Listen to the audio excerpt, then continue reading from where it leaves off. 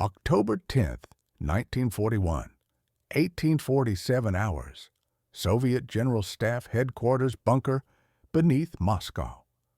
Marshal Georgy Zhukov stood before a field telephone, the static crackling through the encrypted line, carrying the voice of the most dangerous man in the Soviet Union. Through the thick concrete walls above him, he could hear the distant rumble of German artillery, now less than 60 miles from Red Square. Stalin's voice came through the speaker with that familiar Georgian accent, each word delivered with the calculated precision of a man who had never been wrong in public and had eliminated everyone who suggested otherwise. The order was simple, direct, and completely insane. Hold Kiev at all costs. Transfer no troops from the Ukrainian capital to defend Moscow.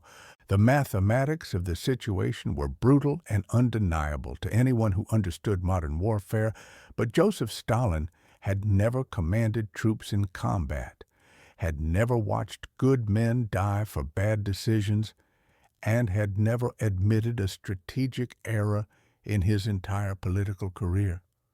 Zhukov had been studying the tactical situation for 72 consecutive hours, surviving on black tea and the bitter realization that the Soviet Union was approximately 3 weeks away from complete military collapse. The German Army Group Center had advanced 450 miles in 4 months, destroying entire Soviet armies with a methodical efficiency that bordered on the supernatural. Their Panzer spearheads were now approaching the outer defensive rings of Moscow, while Army Group South was closing the massive pincer movement around Kiev that would trap 665 Soviet soldiers in the largest military encirclement in human history. The choice facing the Soviet High Command was mathematically simple and politically impossible. Save Kiev and lose Moscow, or save Moscow and sacrifice Kiev. Stalin had chosen both, which, in military terms, meant losing everything. The tactical situation report spread across Zhukov's desk painted a picture of systematic destruction that defied comprehension. German panzer divisions were advancing at speeds that seemed impossible for mechanical units, covering 30 to 40 miles per day through terrain that Soviet doctrine insisted would slow them to a crawl. The Luftwaffe was providing close air support with surgical precision, destroying Soviet supply columns before they could reach frontline units. Most catastrophically, Soviet communications had collapsed so completely that division commanders were learning about German breakthrough points from captured enemy radio transmissions rather than their own intelligence networks. Field Marshal von Bock's Army Group Center had demonstrated the terrifying effectiveness of combined arms warfare against an enemy still fighting with World War I tactics and 1937 equipment. They were not just winning battles, they were annihilating the concept of organized resistance across entire geographic regions. Zhukov's military background had prepared him for exactly this type of impossible decision through a career that had transformed him from a leatherworker's son into the only Soviet general who had actually defeated German forces in combat. Born in Kaluga province to a family so poor that formal education ended at age 11, he had been conscripted into the Imperial Russian Army in 1915 and had survived the chaos of World War I, the Revolution, and the Russian Civil War through a combination of tactical brilliance and absolute ruthlessness that impressed even Stalin's inner circle. His victory over the Japanese at Khalkhin Gol in 1939 had been the only major Soviet military success in recent memory, achieved through innovative use of artillery, armor, and air power that demonstrated an intuitive understanding of modern warfare tactics that most of his contemporaries completely lacked. But Khalkhin Gol had been a limited engagement against a secondary Japanese force, not a struggle for the survival of the Soviet state against the most effective military machine in human history. The strategic problem that Stalin refused to acknowledge was rooted in the fundamental mathematics of military logistics and industrial production capacity. The Soviet Union was losing equipment at a rate that exceeded replacement capacity by a factor of 4 to 1. Tank production in 1941 totaled approximately 200 units, while German forces had already destroyed or captured more than 20,000 Soviet armored vehicles. Aircraft losses followed an even more catastrophic pattern, with the Red Air Force losing 4 Dallos aeroplanes in the first week of the invasion alone, most destroyed on the ground before pilots could reach their cockpits. Artillery pieces, trucks, small arms, ammunition, fuel, medical supplies, communications equipment, spare parts, and trained personnel were disappearing into the German advance at rates that would have bankrupted the military capacity of any nation on earth. The industrial regions that produced these materials were either already captured or directly threatened by German spearheads that showed no signs of slowing momentum.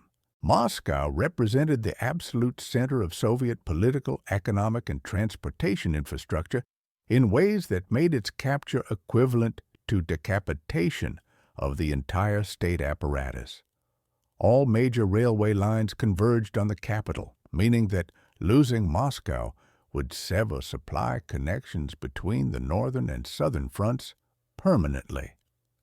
The city contained the primary arms factories, ammunition depots, and vehicle maintenance facilities that kept Soviet forces operational across a front stretching from the Arctic Ocean to the Black Sea. Most critically, Moscow housed the communications networks, command structures, and bureaucratic systems that coordinated resistance across 11 time zones of territory.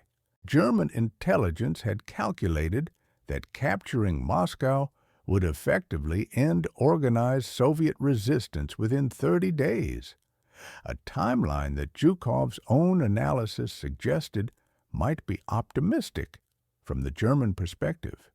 If you want to discover how a simple phone call between two of history's most dangerous men determined whether Moscow would fall to the German war machine, please leave your like on this video.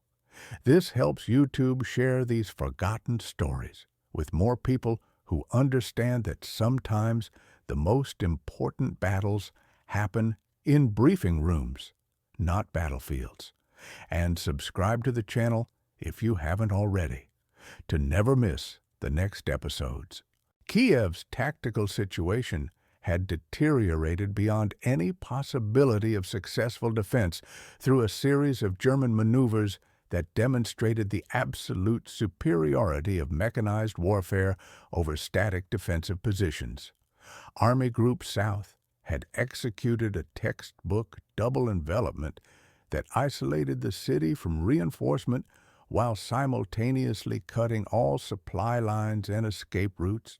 Soviet forces defending the Ukrainian capital were essentially trapped in a massive pocket with rapidly diminishing ammunition, fuel, and food supplies, while German artillery and air power methodically destroyed their defensive positions.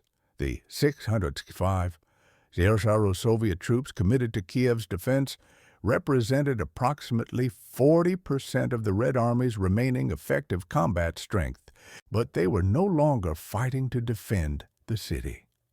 They were fighting to avoid complete annihilation in what German planners had designated Operation 25, the systematic liquidation of the largest military encirclement in recorded history.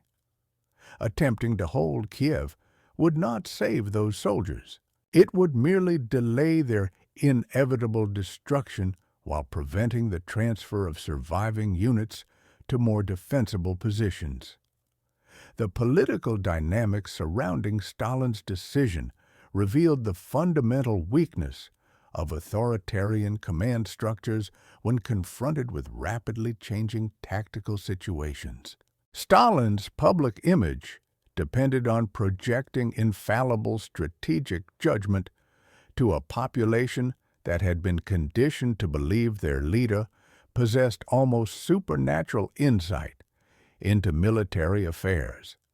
Admitting that Kiev could not be held would require acknowledging that the initial defensive strategy had failed catastrophically, which in turn would suggest that Stalin's analysis of German capabilities had been fundamentally flawed from the beginning.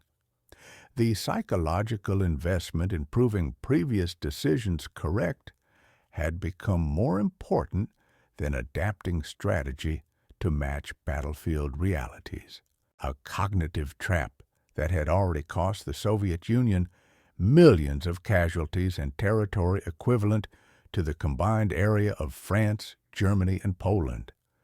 Zhukov's recommendation to abandon Kiev and concentrate all available forces for the defense of Moscow represented military logic so obvious that any competent staff college would have considered it elementary tactical doctrine. Mobile defense in depth, using prepared positions, concentrated artillery, and coordinated counterattacks, offered the only realistic chance of stopping the German advance before it reached the political and economic heart of the Soviet Union. The troops currently trapped in Kiev could be withdrawn to defensive lines around Moscow where their combat effectiveness would be multiplied by favorable terrain, shortened supply lines, and the desperate motivation of soldiers fighting for their homeland's survival. German forces would be forced to attack prepared positions while operating at the extreme limit of their logistics network, facing winter weather conditions that would neutralize many of their mechanical advantages. The strategic mathematics were undeniable to anyone capable of objective analysis. But Stalin had not survived the purges by encouraging subordinates to tell him that his judgment was wrong. The intelligence reports flowing into Soviet headquarters painted an increasingly desperate picture of German tactical superiority that challenged every assumption about modern warfare that had guided Soviet military doctrine throughout the 1930s. German panzer divisions were not simply armored spearheads, they were combined arms formations that integrated tanks, mechanized infantry, artillery, engineers, and close air support into weapon systems capable of destroying entire Soviet armies in coordinated operations lasting less than a week.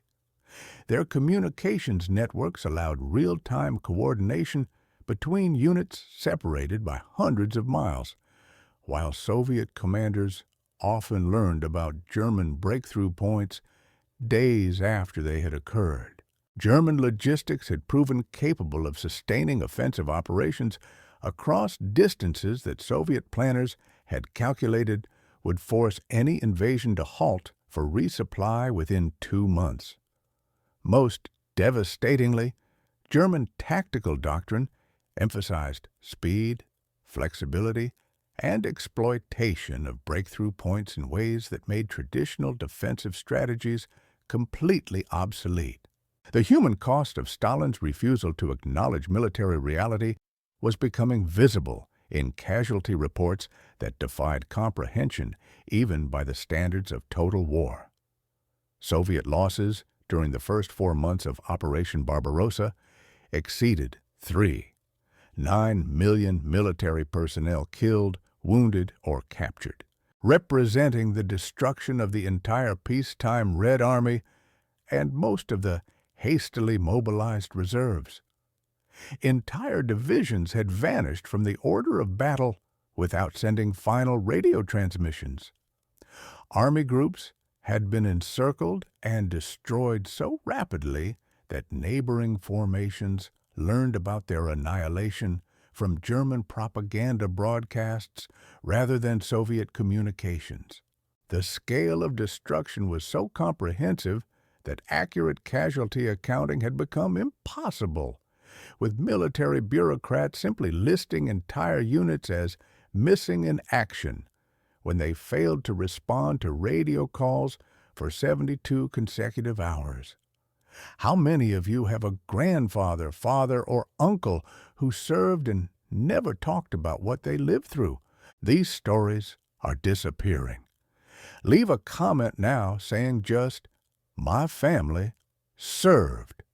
When you comment, you're not just honoring your family, you're preserving memory for future generations. Let's create a living memorial here in the comments. Zhukov's tactical analysis of Moscow's defensive potential revealed advantages that could offset German superiority if Soviet forces were concentrated and properly deployed before the final assault began. The approaches to Moscow consisted of natural choke points, river crossings, and forested terrain that would force German mechanized units into predictable attack corridors where concentrated Soviet artillery could achieve devastating effectiveness.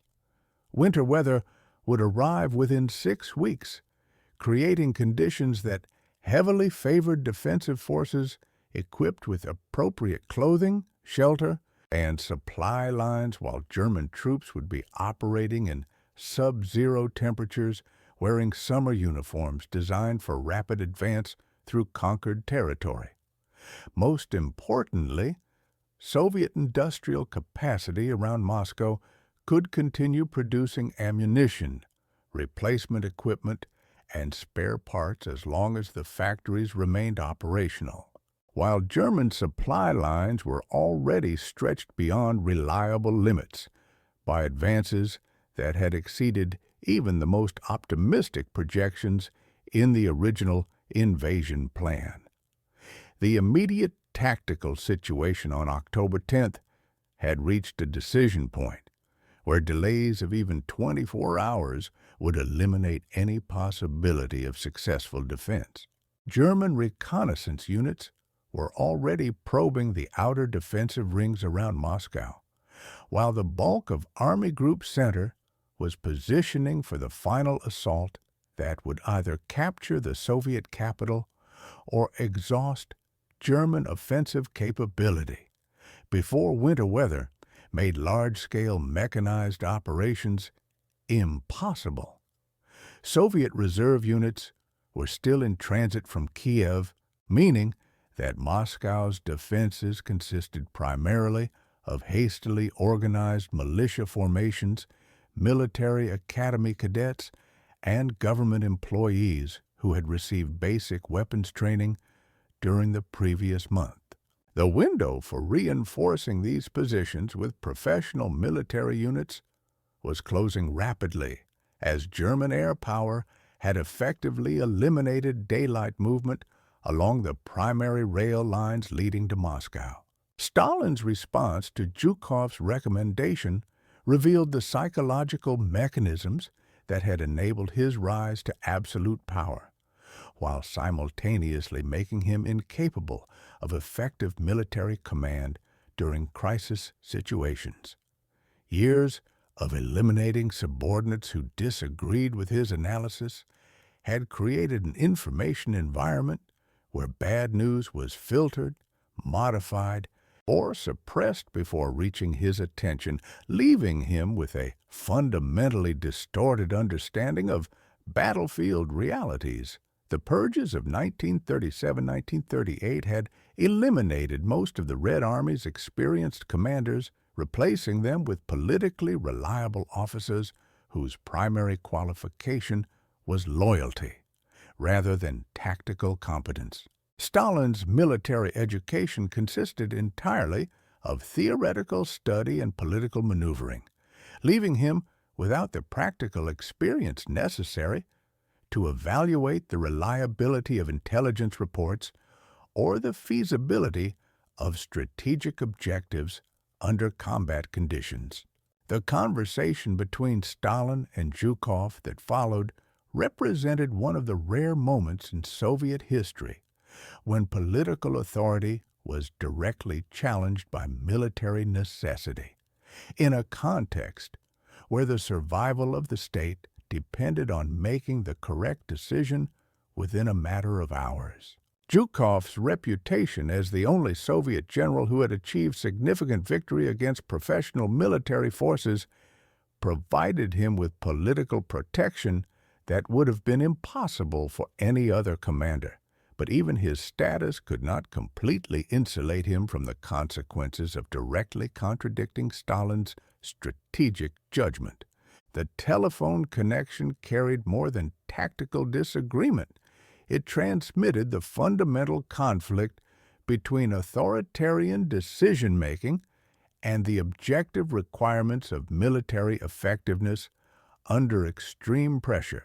Stalin's initial reaction followed patterns that had become standard during his decades of absolute rule, questioning the loyalty of subordinates who provided unwelcome analysis, demanding explanations for failure that assumed incompetence rather than impossible circumstances, and threatening consequences for military commanders whose forces had been defeated by superior enemies operating with better equipment and more effective tactics. His voice carried the controlled fury of a man who had never been forced to admit error in public, and who understood that acknowledging the failure of his strategic vision would undermine the entire ideological foundation of Soviet authority. The political implications of retreating from Kiev extended far beyond military considerations into questions about the competence of socialist planning, the effectiveness of collective leadership, and the reliability of Marxist-Leninist analysis when applied to modern warfare. Zhukov's response demonstrated the rare combination of tactical expertise and political courage that had enabled his survival during the purges while maintaining his effectiveness as a military commander. His arguments focused on objective analysis of German capabilities, Soviet limitations, and the mathematical requirements for successful defense rather than challenging Stalin's authority directly or questioning the wisdom of previous decisions.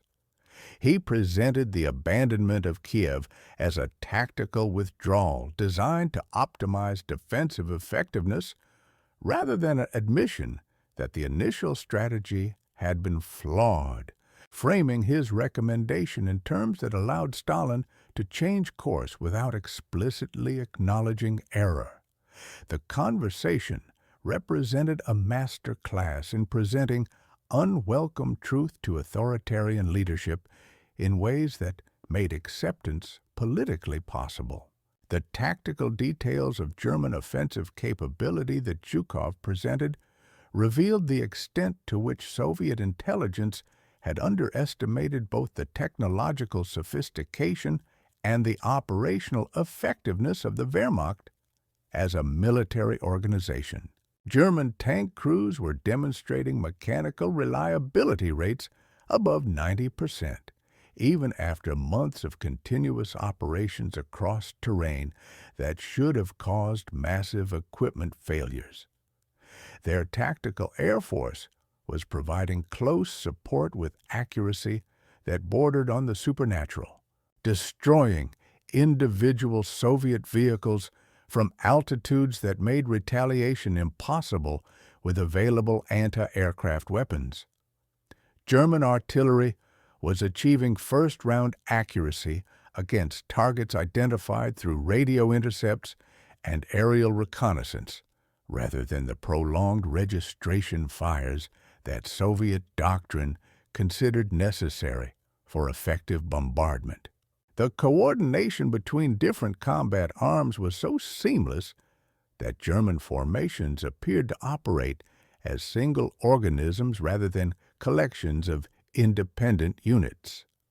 The intelligence reports that supported Zhukov's analysis painted a picture of German logistical sophistication that challenged fundamental assumptions about the limitations of mechanized warfare in the industrial age. Fuel supplies were reaching frontline units with reliability that suggested prepositioned depot networks extending hundreds of miles into Soviet territory.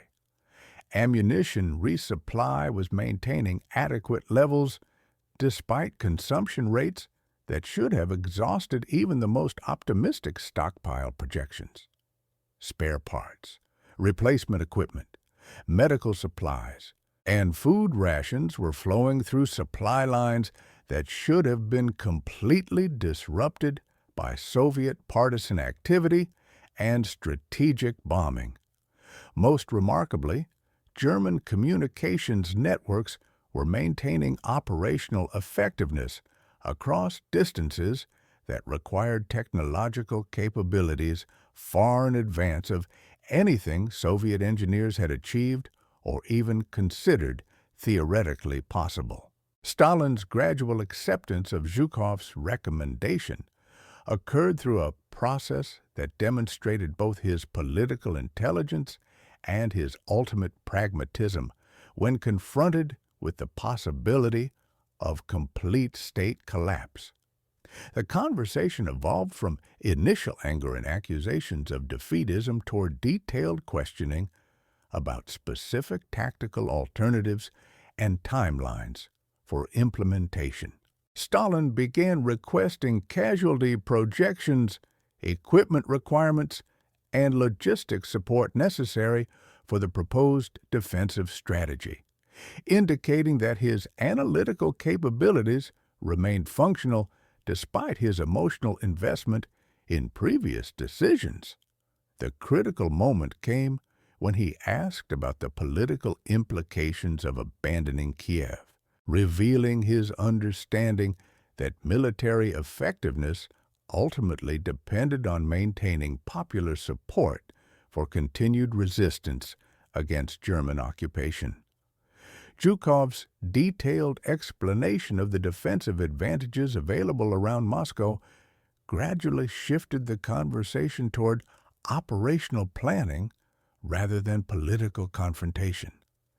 He described specific terrain features, prepared defensive positions, and artillery placement opportunities that could multiply Soviet defensive effectiveness while forcing German attackers into disadvantageous tactical situations.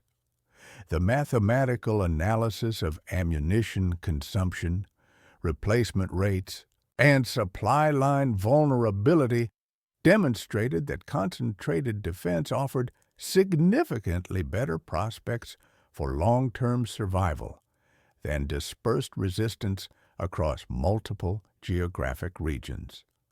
Most persuasively, he outlined how winter weather conditions would interact with prepared defensive positions to create tactical advantages that could potentially stop the German advance permanently rather than merely delaying the inevitable collapse.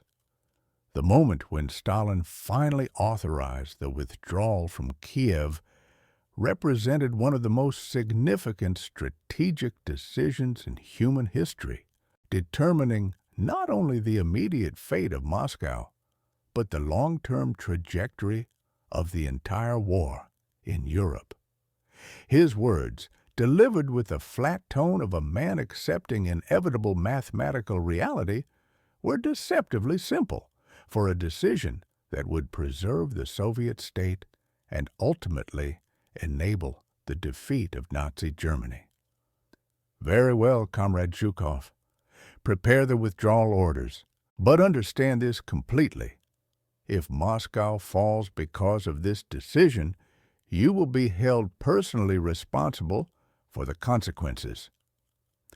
The authorization came through encrypted telegraph communication to frontline commanders within 3 hours, initiating the largest tactical withdrawal in military history as 665 Zero Soviet soldiers began the desperate race to escape encirclement while German forces accelerated their own timetable to prevent the evacuation. The implementation of Zhukov's strategy required logistical coordination that tested Soviet organizational capacity beyond any previous limits, while German forces simultaneously intensified their efforts to complete the encirclement before significant numbers of troops could be withdrawn. Soviet railroad capacity was mobilized for the largest troop movement in the nation's history, as entire divisions were loaded onto freight trains for transportation to defensive positions around Moscow. The withdrawal from Kiev became a running battle as German mechanized units attempted to close escape routes, while Soviet rearguard formations fought delaying actions designed to buy time for the main force evacuation. Artillery pieces, vehicles, supplies, and equipment that could not be transported were destroyed according to scorched earth protocols that denied their use to advancing German forces while simultaneously eliminating resources that Soviet defenders desperately needed. The tactical execution of the Moscow defense demonstrated the effectiveness of Zhukov's strategic vision as Soviet forces utilized prepared positions, concentrated firepower, and winter weather conditions to achieve the first significant halt of German offensive operations since the invasion began. German mechanized units found themselves attacking through narrow corridors where Soviet artillery could achieve devastating concentration of fires, while their own tactical advantages in mobility and combined arms coordination were neutralized by terrain constraints and weather conditions. Tank crews discovered that mechanical systems designed for moderate climate operations failed catastrophically in sub-zero temperatures, while Soviet equipment, though technologically inferior, had been designed specifically for winter warfare conditions. The psychological impact on German forces was enormous, as units that had advanced 500 miles without significant resistance suddenly found themselves facing coordinated defensive operations that inflicted heavy casualties while making minimal territorial gains. The broader strategic implications of Stalin's decision extended far beyond the immediate tactical situation around Moscow into fundamental questions about the nature of modern warfare and the relationship between political authority and military effectiveness during existential crises. The successful defense of Moscow demonstrated that authoritarian systems could adapt to changing circumstances when survival was at stake, but only when political leaders were willing to accept unwelcome analysis from subordinates with superior technical expertise. Zhukov's ability to persuade Stalin to abandon Kiev had required not only tactical brilliance, but diplomatic skill in presenting military necessity in ways that allowed authoritarian leadership to change course without admitting fundamental error. The conversation had established precedents for civil-military relations that would influence Soviet decision-making throughout the remainder of the war. German reaction to the Soviet withdrawal and successful defense of Moscow revealed critical weaknesses in Nazi strategic planning that had assumed rapid collapse of organized resistance once initial objectives were achieved. German intelligence had fundamentally misunderstood both the scale of Soviet military reserves and the capacity of the Soviet state to continue organized resistance under conditions that would have caused the immediate surrender of any Western European nation.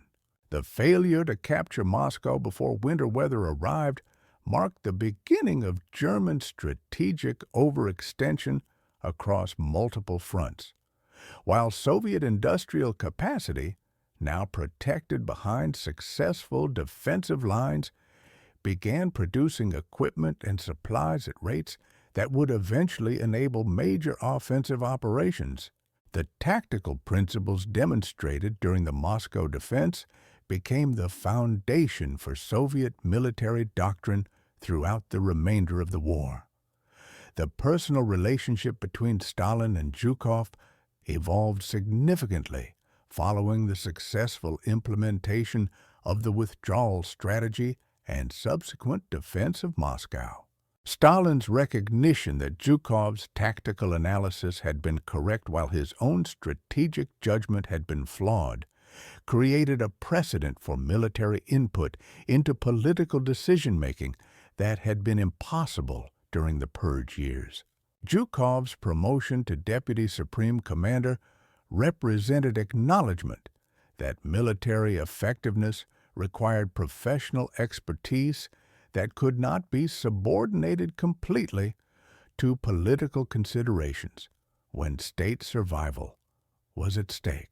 Their collaboration during subsequent operations demonstrated that authoritarian systems could achieve military effectiveness when political leadership was willing to delegate operational authority to competent professionals while maintaining overall strategic control. The broader historical significance of this single conversation between Stalin and Zhukov extends into fundamental questions about leadership, decision-making, and institutional effectiveness during crisis situations that determined the survival of entire civilizations. The willingness of political authority to accept unwelcome analysis from technical experts, the capacity of institutional systems to adapt to changing circumstances that challenge fundamental assumptions, and the relationship between individual courage and collective survival, all converged in a telephone conversation that lasted less than 30 minutes but determined the fate of hundreds of millions of people. The successful defense of Moscow became the turning point that enabled the eventual Soviet victory in the war. But that victory was only possible because two men were able to transcend the political dynamics that had previously prevented effective military decision-making. The aftermath of the Kiev withdrawal and Moscow defense campaign established Zhukov as the most effective Soviet military commander while simultaneously demonstrating Stalin's capacity for pragmatic adaptation when confronted with existential threats to his regime. Zhukov's subsequent campaigns, including the counteroffensives that drove German forces back from Moscow, the defense of Stalingrad, and the eventual advance to Berlin, all employed tactical principles that had been validated during the October 1941 crisis. His ability to combine strategic vision with operational effectiveness made him the architect of Soviet victory in the Great Patriotic War. But that role was only possible because Stalin had been willing to accept military advice that contradicted his initial strategic judgment. The conversation that authorized the withdrawal from Kiev represented the moment when Soviet leadership began functioning as an effective military organization rather than a political hierarchy. The human cost of the successful implementation of Zhukov's strategy included the sacrifice of hundreds of thousands of Soviet soldiers who died during the withdrawal from Kiev and the subsequent defense of Moscow. But their sacrifice enabled the survival of the Soviet state and the eventual liberation of occupied territory throughout Eastern Europe. The tactical decisions made during October 1941 determined not only the immediate fate of Moscow, but the long-term trajectory of the entire war, establishing the precedent for effective civil-military cooperation that would characterize Soviet operations throughout the remainder of the conflict. The courage required to challenge political authority with unwelcome military analysis, and the wisdom required to accept such analysis when state survival was at stake, demonstrated the essential relationship between professional competence and institutional effectiveness during existential crises. The legacy of Zhukov's successful challenge to Stalin's strategic judgment extends far beyond the specific tactical situation of October 1941 into broader questions about the nature of effective leadership during crisis situations that require rapid adaptation to changing circumstances. The willingness to abandon previous positions when they prove ineffective, the capacity to integrate expert analysis into political decision-making, and the courage to implement unpopular but necessary changes all became essential elements of Soviet military effectiveness throughout the war. The conversation between Stalin and Zhukov established precedents for civil-military relations that enabled the Soviet Union to evolve from a state that had lost 9 million soldiers in 4 months into a military organization capable of conducting successful offensive operations across a continent. Georgy Konstantinovich Zhukov survived the war to become Deputy Minister of Defense and continued serving in various military capacities until his death in 1974, recognized throughout the world as one of the most effective military commanders of the 20th century. His memoirs, published posthumously, provided detailed accounts of his interactions with Stalin during critical moments of the war, including the October 1941 conversation that authorized the withdrawal from Kiev. Stalin remained in power until his death in 1953. His reputation as a military leader largely rehabilitated through Soviet propaganda that emphasized his role in the eventual victory while minimizing references to the near-catastrophic failures of 1941. The telephone that carried their conversation was preserved in the Soviet General Staff Museum as a relic of the moment when military necessity overcame political pride to save the Soviet state from extinction. The tactical principles validated during the Moscow defense became standard doctrine for military organizations throughout the world, emphasizing the importance of professional military advice and political decision-making, the effectiveness of defensive operations conducted with appropriate preparation and concentration of forces, and the critical importance of logistical planning in determining the outcome of major military operations. The successful implementation of Zhukov's strategy demonstrated that even authoritarian political systems could achieve military effectiveness when survival was at stake and competent professionals were allowed to exercise operational authority within their areas of expertise. The conversation between Stalin and Zhukov has been studied in military academies and political science programs as an example of effective crisis management and civil-military cooperation under extreme pressure. The sites of the major battles that resulted from Zhukov's strategic recommendation have been preserved as memorials and museums that commemorate both the sacrifice of Soviet soldiers and the tactical brilliance that enabled their ultimate victory. The Moscow Defense Museum contains extensive exhibits documenting the October 1941 crisis and the decision-making process that led to the successful defense of the capital. Visitors can examine artifacts from the battle, including communications equipment, weapons, personal effects of participants, and detailed maps showing the positions of Soviet and German forces during the critical months of late 1941. The museum's exhibits emphasize the role of individual courage and professional competence in determining the outcome of historical events that shaped the modern world. The story of Stalin and Zhukov's conversation proves that the most important battles in history are often fought in briefing rooms rather than on battlefields, where the courage to speak truth to power and the wisdom to accept unwelcome advice can determine the fate of entire civilizations.